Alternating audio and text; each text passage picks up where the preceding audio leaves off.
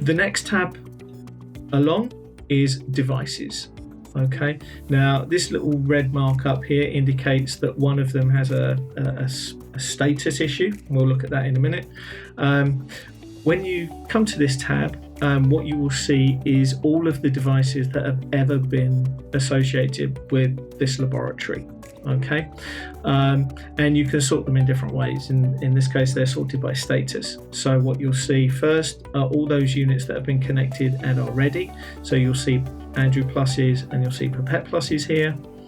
Then you'll see ones that are offline, and this line here indicates this is the one that needs work and it actually needs a firmware update.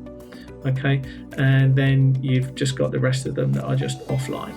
Okay, there we go. So if you then want additional information about any particular device, if you click on it, so for example the Andrew Plus in our sales office in Paris, you get more information about it. So manufacturer, model, serial number, IP address, firmware version, all of those kinds of things.